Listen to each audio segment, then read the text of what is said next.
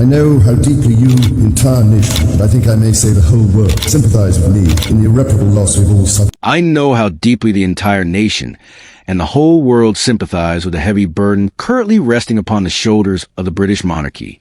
The foundations of the institution did not tremble because of mere tabloid gossip or passing rumors this time. Instead, the ground shook because Parliament decided to make the first definitive move. In one stunning and historic motion, Meghan's HRH status was placed on a line permanently, and the palace answered with an action that felt even colder. A newly published succession order was released to the public, carrying a message that was absolutely impossible to ignore. What began as a complex legal decision quickly transformed into a royal earthquake, and every sudden silence inside the palace walls began to sound exactly like confession. Behind closed doors, Meghan received the update, and for one long breath, she did not show any immediate reaction. The title of His or Her Royal Highness was never just a stylish prefix before a name. It was an essential royal marker of rank, access, and public standing within the state. Losing it permanently meant that the long-standing argument was no longer about hurt feelings or family distance.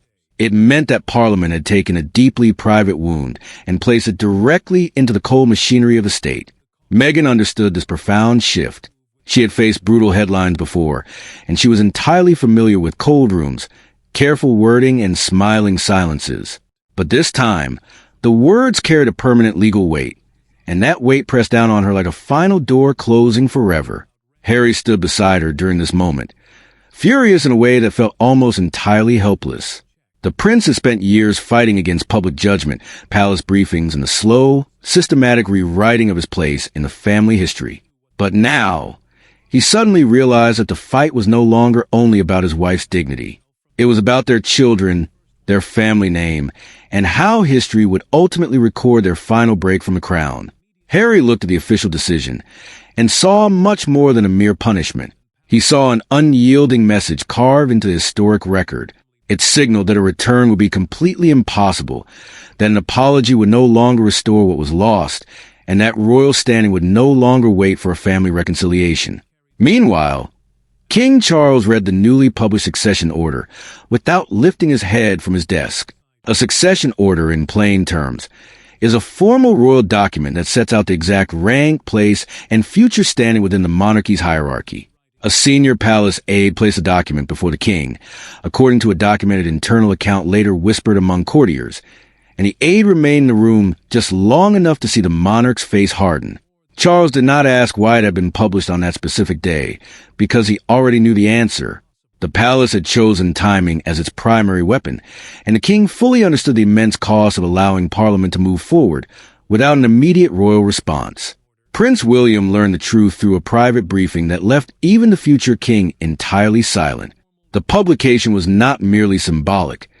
It was precisely designed to close every possible future argument regarding rank, privilege, and royal standing. The prince was told that every single line had been thoroughly checked, every phrase weighed with extreme caution, and every legal gap sealed before anyone outside the institution could even attempt to challenge it. William knew exactly what that meant. The monarchy was not simply responding to Meghan's actions. It was actively protecting itself in the next inevitable storm before the first one had even finished breaking over them. Camilla heard the breaking news from a senior household figure and immediately understood the inherent danger of the situation. The Queen Consort knew that when Parliament and palace actions appeared perfectly aligned, the public would not see internal family pain. Instead, they would see a raw display of power. She also knew that Meghan and Harry would read the new order as an ultimate betrayal, while Charles would read it as a matter of institutional survival. That was truly the cruelest part of the entire situation. Everyone involved had their own justifiable reason.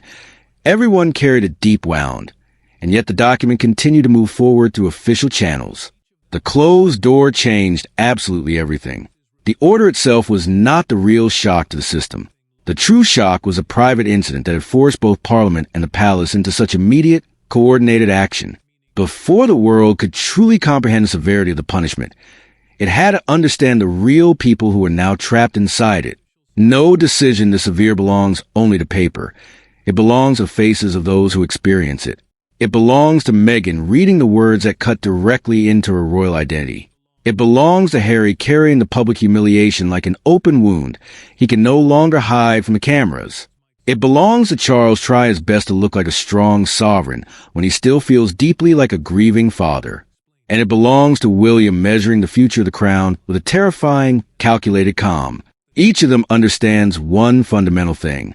One status is removed permanently. Pride is definitely not the only thing lost. Meghan sat at the very center of it all, and she knew precisely why this was happening. The title of Her Royal Highness was far more than a formal style.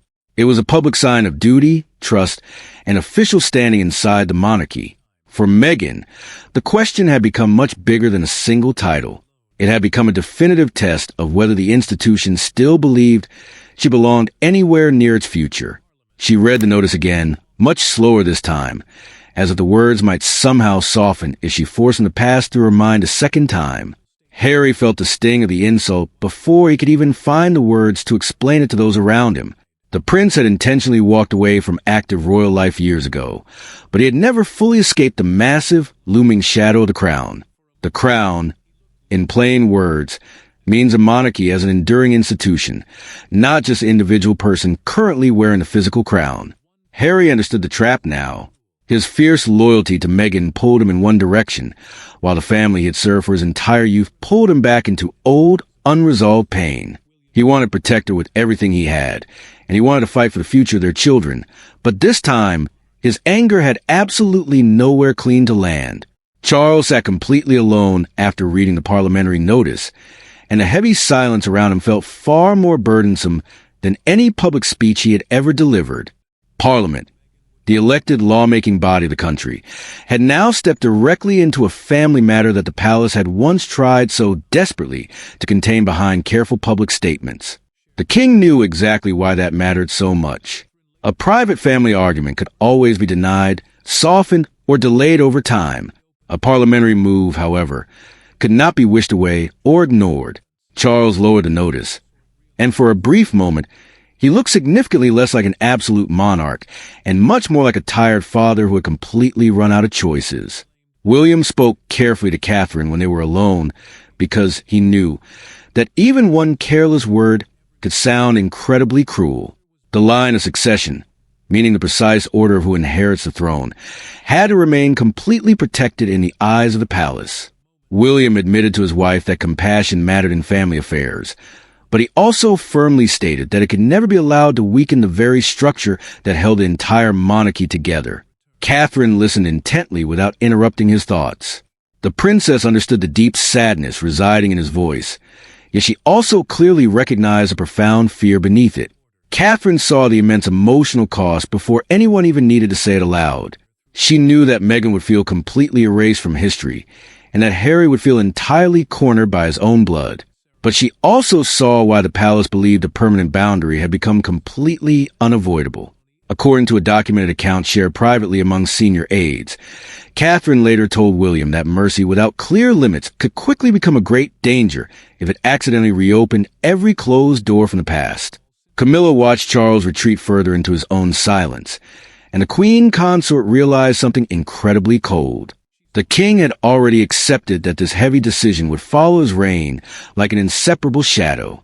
Camilla knew he would be blamed by one side for ultimate cruelty and by the other side for waiting far too long. Take action. But none of them could escape the question everyone feared. The answer was buried not in the written law, but in one single, private moment that had become completely impossible to forgive. Every major royal crisis always has a specific moment that people later remember differently.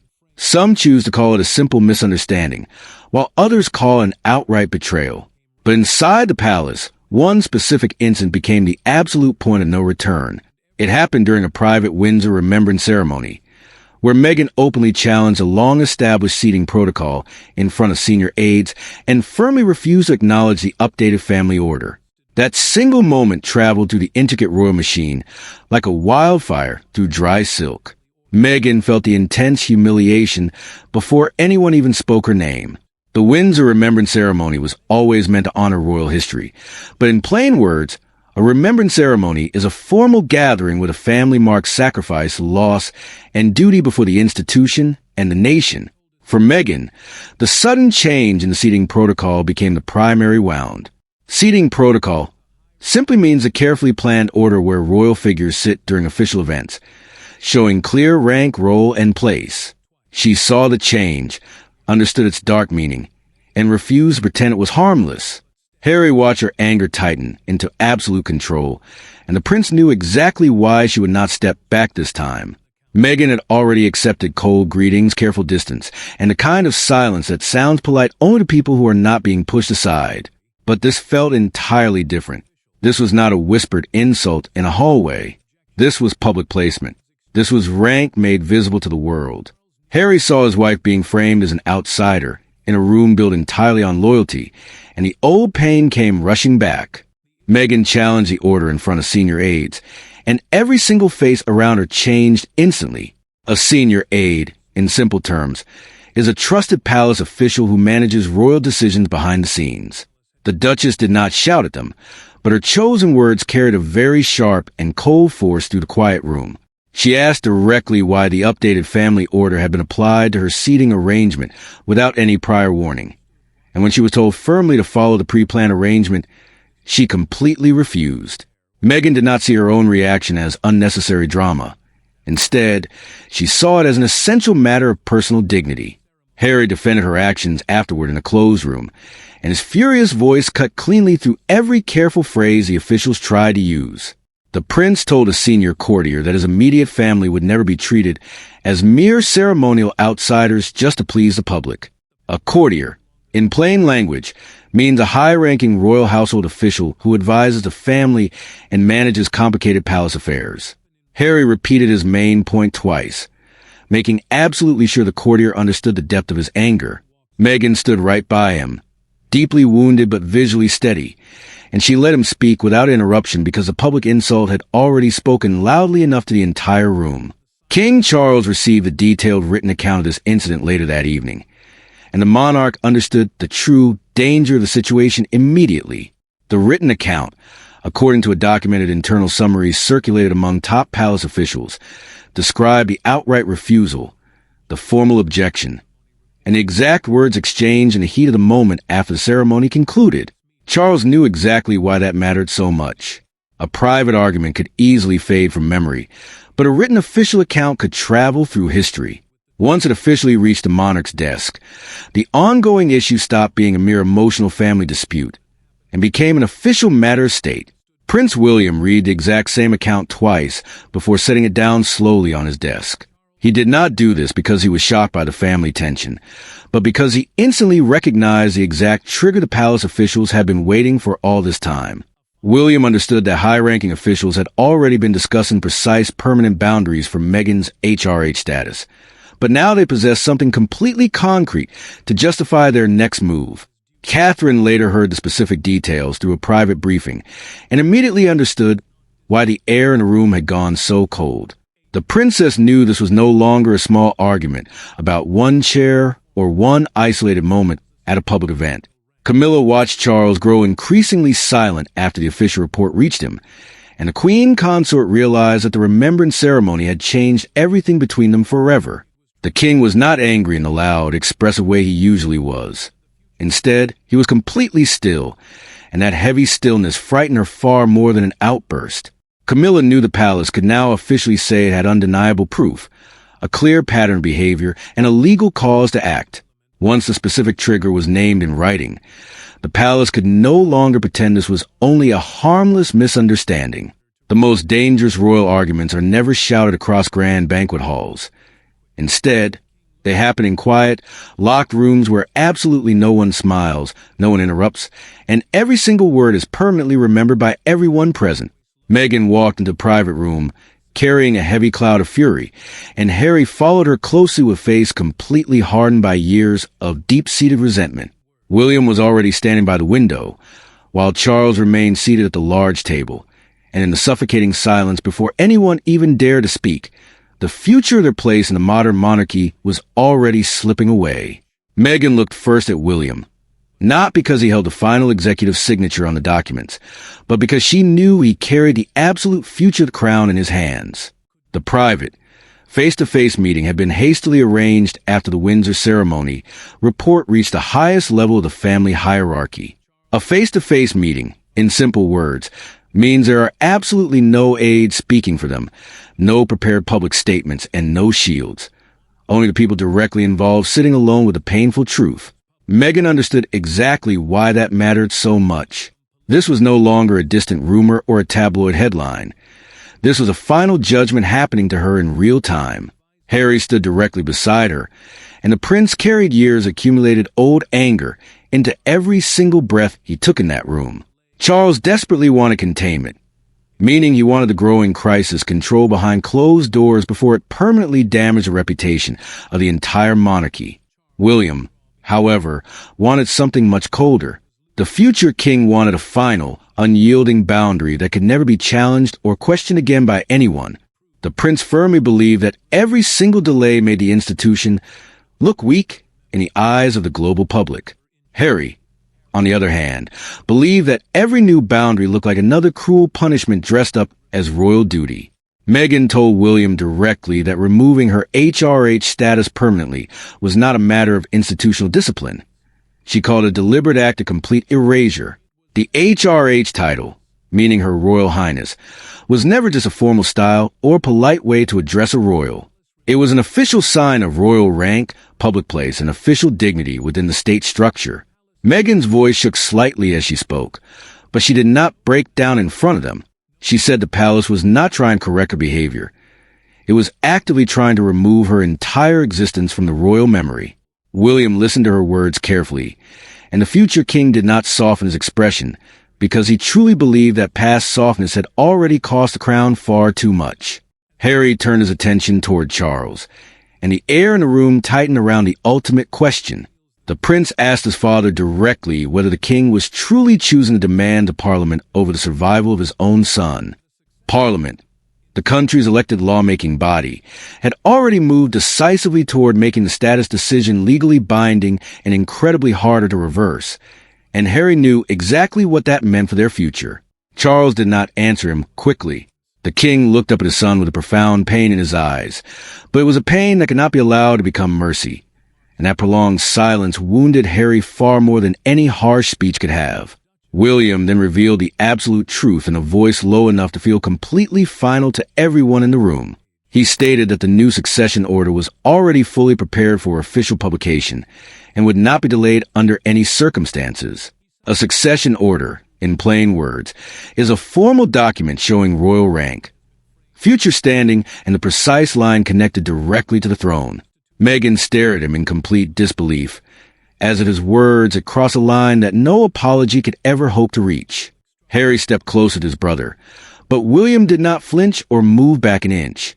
Charles did not deny the reality of the situation. The king simply placed his pen down on the table and said quietly that the crown could not survive endless personal exceptions. The crown, meaning the monarchy as an enduring institution, had to appear completely stable and unyielding to the world, even when the family living inside its walls was completely breaking apart. Charles said the decision was born out of institutional necessity, not hatred. Harry, however, heard only total abandonment from his father. Meghan heard only a cold finality, while William heard the clear call of royal duty. That was the true tragedy of the meeting. Every single person in that quiet room genuinely believed they were defending something sacred. Camilla later learned exactly what had been said during that intense encounter through a recorded conversation summary shared exclusively with senior household figures. The Queen Consort understood at once that emotion had completely failed to alter the course of events. Charles had not chosen family peace. William had not chosen further delay, and Meghan and Harry had certainly not chosen complete surrender. When human emotion failed to stop the pending decision, the massive machinery working tirelessly behind the crown began to show its true, unyielding strength. Power within a traditional monarchy rarely announces itself loudly to the public. Instead, it moves quietly through official signatures, wax-sealed envelopes, careful phone calls, and heavy wooden doors that close firmly before anyone even hears the final sentence pronounced. Charles may formally with a crown, but in this defining crisis, William becomes a singular figure everyone inside the palace watches with intense focus. He does not shout at his brother. He does not plead with his father. He simply asks whether the future of the institution can survive yet another personal compromise, and no one in the room answers him quickly. William understood the heavy weight of the moment because the final decision reached far beyond Meghan's personal feelings. The crown, in plain words, means a monarchy as an enduring institution, not just the individual person who wears it on state occasions. The prince knew the crisis now carried the combined, unstoppable force of parliamentary movement, official palace authorization, and the immediate need to protect the structural integrity of the succession line. Parliament had successfully pushed the family matter into the realm of public power. The palace had answered with absolute official control, and the line of succession, meaning the precise order of who inherits the throne, had become the high-stakes ground everyone was fighting over. Charles felt the human cost of this battle in a way William could not ignore. The king knew Meghan would call it a punishment, and Harry would call it an ultimate betrayal. Yet William argued fiercely that uncertainty around royal titles weakened the monarchy's authority every single time the family tried to move forward. The title of HRH, meaning His or Her Royal Highness, was never only a formal style before a name. It was a clear signal of active, recognized royal standing. The prince believed that if the palace kept leaving that signal unclear for the public, every future conflict would begin in the exact same dangerous, unresolved place. Catherine challenged William quietly when they were completely alone later that night, and the princess did not do it to weaken his resolve. She asked whether true firmness could still leave some room for personal dignity. William looked at her for a long moment because he knew she was right to ask. Catherine understood royal duty, but she also understood the sting of public humiliation. The princess knew Meghan would feel entirely stripped in front of history, and Harry would feel that his personal family had been marked forever. Yet she also knew the monarchy could not keep bleeding to the same open wound. Charles listened to the final advice of his ministers with a face shaped entirely by sheer exhaustion. According to a documented account shared among senior courtiers, one courtier confirmed that once the succession order was published, Meghan's HRH issue would become politically and symbolically irreversible. A courtier is a senior royal household official who advises a family and manages palace decisions. Charles heard the warning and did not argue. The king understood that further delay would no longer look like mercy. It would look like weakness. Camilla sensed a change before anyone said it plainly. The queen consort watched Charles withdraw completely behind duty, and she understood he was losing emotional control of the family narrative. Camilla knew the king could still sign papers, still approve decrees, and still command the room, but he could no longer decide how the family pain would be remembered. Meghan would remember injury. Harry would remember abandonment. William would remember necessity. Catherine would remember the cost. The decision stopped being theoretical the moment the palace moved the order. It was no longer hidden in drafts or briefings. It was ready for public release. And everyone close to the crown knew the global fallout would begin at once. When the palace released the order, the first person to break was not the one the world expected. The palace statement lands with the force of a slam gate. There is no dramatic speech, no extended explanation, just a formal order, a permanent move, and a silence that feels almost cruel. Meghan reads the final wording and steps away from the table. Harry does not follow her at first. He stares at the screen, jaw tight, as if one more sentence might appear and undo the damage. It does not. Meghan feels the decision before she fully accepts it. The new succession order has now been published publicly, and a succession order in simple words is a formal document that shows royal rank, future standing, and the structure around the throne. This one confirms a reshaped royal hierarchy, and Meghan understands what that means. Her HRH recognition, meaning the public style of Her Royal Highness that marks official royal status, has been pushed beyond repair. The Duchess does not cry. That almost makes it worse. Harry pushes back his chair with quiet rage. The prince says the palace has chosen punishment over family, and for once, he does sound tired of being proven right in the cruelest way. Harry knows the statement has been framed as necessary for clarity, continuity, and constitutional stability. Constitutional stability, in plain words, means keeping the monarchy's legal and public structure steady so no one can question who holds rank or authority. But to him, those careful words feel like a shield for something colder. Meghan turns back toward the screen, and the final wording cuts deeper, because it sounds so calm. The Duchess wanted conversation. The palace gave her an order. She wanted room to explain. The institution gave her placement, rank, and limits. Meghan feels the humiliation not only because of what has been removed, but because of how it has been done. No negotiation, no warmth, no door left open. Just a public line drawn with the confidence of people who know it cannot easily be erased. Charles receives confirmation that the statement has gone live, and the king closes his eyes before handing the note back. According to a documented palace account later shared among senior aides, the monarch said nothing for several seconds after reading it. Charles knows why the monarchy needed one answer, one structure, one public position, but he also knows the cost. His son will call it betrayal, Meghan will call it erasure, and the world will call it history. William shows no celebration. The prince stands in silence because victory in royal terms can still feel like loss. He wanted the line protected. But protection has its own brutality. The future king understands that the palace has won control of the narrative, yet control is not peace. William knows Harry will not forget this. He knows Meghan will not forgive it, and he knows the family has moved from disagreement into something far more permanent. Catherine watches William carry the silence, and the princess understands the pain behind his calm. She knows he believed the decision was necessary, but she also knows necessity can still wound everyone it touches. Catherine does not challenge him this time. She simply stays near him because the room no longer needs more arguments. It needs someone willing to feel what power has done. Camilla sees Charles withdraw further into himself, and the queen consort senses the reign has changed shape. The king still has the crown, but the family around it has cracked in public. Camilla knows the order has settled one question, while opening another far more dangerous one, because once the public statement was done, the private wound still demanded an answer. For years, every conversation between the brothers seemed to arrive with witnesses, warnings, and history pressing against the walls. This one is different. No aides, no prepared notes, no careful palace phrases. Harry enters angry, but beneath the anger is grief. William waits with the stillness of a man who has already chosen duty and knows love may never forgive him for it. Harry looks at William as if the room itself has betrayed him. The prince has already read the public order, but this private meeting strips the crisis down to something more painful than titles.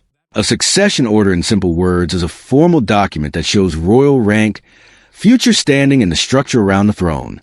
Harry knows the paper matters because it does not only affect Meghan's name, it affects how their family will be remembered inside the royal story. William does not rush to defend himself. The prince understands why Harry is furious, but he also knows the crown cannot survive on emotion alone. The crown, meaning the monarchy as an institution, carries rules, public trust, and responsibilities that do not pause for personal heartbreak. William tells his brother that love cannot rewrite those duties. He says it carefully, but the words still land hard. Harry accuses William of helping erase Meghan from royal standing, and the pain in his voice is sharper than the accusation. The prince says Meghan did not deserve to be treated like a warning to others. He says the palace turned a woman into a lesson and called it stability. Harry repeats her name not as an argument, but as a wound. William listens, and for a moment, the future king looks less certain than he sounds. William admits the truth in a low voice, according to a documented private account later, shared with senior family advisors. The prince asked for the order to be published quickly. He says he did not do it to wound Meghan. He did it to end years of uncertainty before it swallowed the next reign whole. William explains that every unclear title, every delayed decision, every half-open door had kept the monarchy trapped in the same fight. Harry hears the explanation, but understanding does not bring comfort. The prince finally sees that the decision is not temporary, not negotiable, and not designed to be reversed by emotion. HRH, meaning His or Her Royal Highness, had once been a mark of royal dignity and official rank. Now, for Meghan, it had become the proof of a door closed forever. Harry looks at William and realizes his brother is not waiting for forgiveness. He is waiting for the storm. William feels a fracture settle between them. The prince knows he's protected the future, but he also knows he may have lost something no order can restore. Harry does not shout again. That silence is worse. It carries every birthday missed, every funeral endured, every public smile that had private damage. The brothers part without peace, and neither man pretends otherwise. William remains tied to duty. Harry leaves tied to pain. Meghan waits for him with the same question in her eyes, and he already knows the answer she fears. And outside the palace gates, Britain was no longer whispering about the decision. It was choosing sides. By morning, the story is no longer contained by palace walls. It is everywhere on broadcasts, across front pages, in conversations outside royal gates. One newspaper splashes a stark headline across a black and white image of Meghan. HRH door closed forever. At Buckingham Palace, a crowd gathers in uneasy silence, some defending the crown, others calling the move unforgivable. The monarchy has made its decision, and the world is judging it. Meghan watches the coverage from a private room, and her face tightens the moment the headline appears. HRH, meaning Her Royal Highness, is not just a royal style. It is a public sign of rank, recognition, and official standing. Meghan knows why the words hurt. They do not sound like commentary. They sound like a verdict. The Duchess turns away before the broadcast can repeat the phrase, but the damage has already landed. Harry stands behind her, and the prince becomes visibly bitter as commentators discuss his family status, as if it were a legal footnote. Parliament, the country's elected lawmaking body, had moved first, and the palace had followed with succession order. A succession order, in simple words, is a formal document showing royal rank and future place around the throne. Harry understands why the public is gripped by it. This is no longer only about Meghan. It is about whether royal freedom can survive royal punishment. Meghan hears one broadcaster call the crisis a historic collision between personal freedom and royal obligation. The Duchess almost laughs, but there is no humor in it. Personal freedom sounds noble when spoken from a studio. Royal obligation sounds clean when stripped of pain. Meghan feels a cruelty in that distance. People are debating her dignity like a national puzzle while she is standing inside the wound. Charles receives a public response through a palace communications advisor, and the king listens without interrupting. A communications advisor, in plain words, is the official who manages public messages and tracks how people react to royal decisions. According to a documented briefing summary shared among senior aides, the advisor tells him the response is divided but intense. Charles understands the meaning immediately. The decision has landed with maximum force, but force is not the same as peace. William is shown the same front page, and the prince says only that clarity always has a cost. The future king does not celebrate the headline. He does not defend the wording. William simply looks at it and accepts what the palace has done. The monarchy has made the boundary visible. Now everyone can see it, argue with it, and remember it. That was the point. That was also the danger. Camilla watches Charles retreat deeper into silence, and the queen consort knows the public storm has changed him. The king wanted order, but the noise outside proves order can still bruise. Camilla sees that Meghan and Harry are not the only ones wounded by the decision. Charles is wounded too, but his pain is trapped behind duty. The crowd outside Buckingham Palace grows louder as the day moves on. Some people defend the crown as strong. Others call the move unforgivable. The palace hears both sides, but the family hears something worse beneath it all, because when the noise faded, what remained was not politics. It was the emotional verdict of a monarchy drawing its final line. In the end, the decision was not only about Meghan's HRH status. It was about whether the monarchy could keep bending without breaking. Parliament moved, the palace answered. The succession order stood, and every person touched by it lost something. Meghan lost the last official echo of royal rank. Harry lost another bridge to the family he once defended. Charles lost the comfort of pretending duty and fatherhood could always coexist. Meghan absorbs a verdict with stillness that feels sharper than tears. HH, meaning Her Royal Highness, had once marked public royal rank, official standing, and a place near the heart of the institution. Now for Meghan, it had become the last echo removed from the record. She understands why this moment matters. The decision does not simply change how she is named. It tells the world how the monarchy wants her remembered. Harry accepts the truth slowly, and the prince's anger settles into something colder than outrage. The succession order, in plain words, is a formal document showing royal rank, future standing, and the structure around the throne. Harry sees that the palace has chosen a future without compromise. He had hoped some bridge might remain, even a narrow one. But this order does not leave space for hope. It leaves structure, silence, and distance. Charles looks at the final document, and the king understands the price in a way no advisor can soften. The crown, meaning the monarchy as an institution, presents the decision as final, not because it is painless, but because uncertainty had become more dangerous than consequence. Charles reaches for a fatherly sentence in his mind, something gentle, something human, something that might make the order hurt less. Nothing comes. The monarch realizes there is no line left to add. William knows the monarchy has survived the crisis, but the prince also knows survival has demanded sacrifice.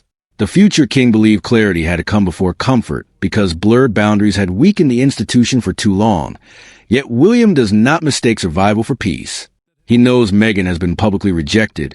He knows Harry has been pushed further away. He knows Charles has paid for duty with another piece of his family.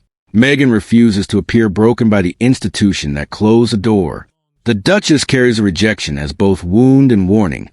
She will not give the palace the image of defeat it may expect.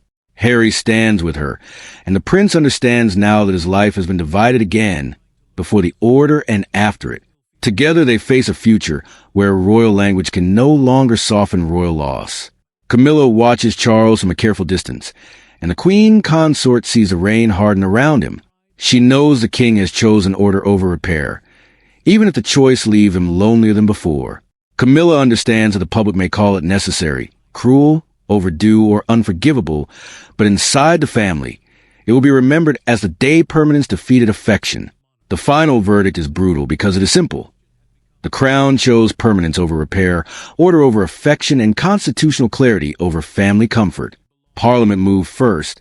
The palace answered louder. Meghan was marked by the decision. Harry was changed by it. Charles was wounded by it. William was strengthened and burdened by it. There is no further door to open here, only the echo of the one that closed, and the monarchy standing on the other side of it, colder, clearer, and forever changed. Thanks for watching. Please don't forget to like and subscribe, and we will see you in the next video.